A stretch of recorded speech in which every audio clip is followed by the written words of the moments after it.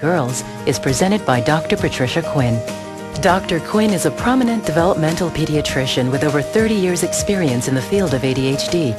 For the past decade, she's written several groundbreaking books and presented workshops and lectures across the country, concentrating her focus on girls with ADHD.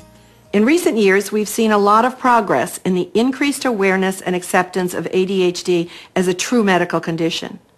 More patients are seeking diagnosis and treatment for the management of their symptoms. Unfortunately, ADHD is still considered by many as a young boy's condition. In general, boys with ADHD tend to be impulsive and hyperactive. Their symptoms are out there for everyone to see.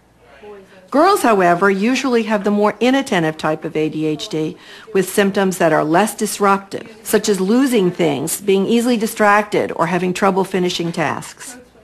As a result, ADHD in girls may be misdiagnosed or missed altogether. I can never concentrate or stay on task with what my work is. I forget a lot of things.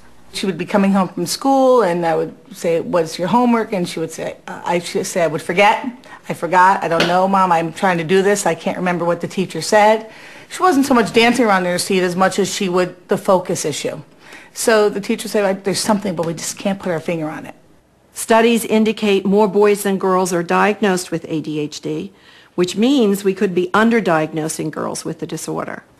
While girls with ADHD may have fewer learning disabilities and behavioral problems than boys, ADHD is no less severe for girls.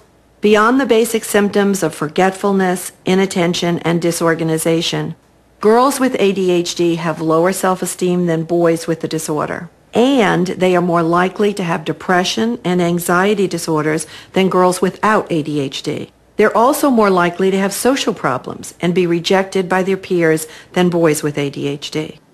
Peer pressure, not worrying about someone liking her in school, worrying about what friends she was going to be with. If a girl's ADHD is left undiagnosed and untreated into adolescence, increased academic and social pressures, coupled with emotional changes, may cause them to feel overwhelmed.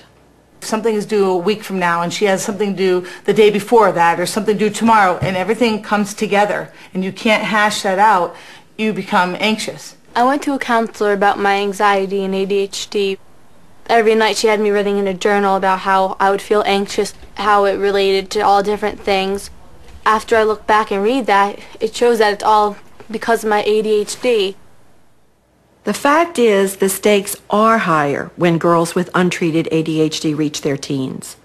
The risks for family conflicts, repeating grades, drug and alcohol abuse, smoking, depression and anxiety disorders increase dramatically compared to teen girls without ADHD.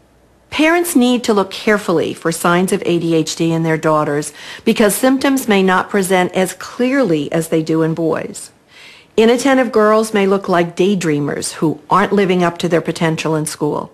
I would usually just stare into space a little bit, like think about, daydream about what's really happening, like if I have something to look forward to during the day, like what happened after school, I would pay attention to that, not really focusing on what we're learning. They may leave projects or chores unfinished and shift from one activity to another. It could be that they're always running late or losing things in a purse or messy locker. Yeah, I forget a lot of work at home. Like I would do it on my desk, but in the morning, at night, I'd be like, okay, I'll be laying in my bed. Oh, I forgot to put it in my backpack. Okay, I'll do it. I'll put it in the morning.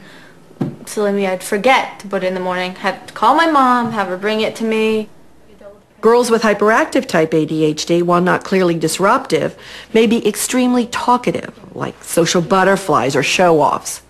Or they may have fidgety habits or feel restless. The good news is that ADHD in girls is a very treatable disorder. Medications for ADHD are just as safe and effective for girls as they are for boys. And with once-daily medications like Concerta, symptoms can be managed consistently all day, and dosing is done privately and securely at home. Her doctor prescribed us Concerta. Now with her on it, her grades have gone from C's. She made honor roll the three market grades, probably academic awards this year alone. I get to pay attention more and be on task when I'm on Concerta. Now I can actually finish a project. I've treated many girls over the years who have used Concerta, and they've experienced a significant improvement in their ADHD symptoms.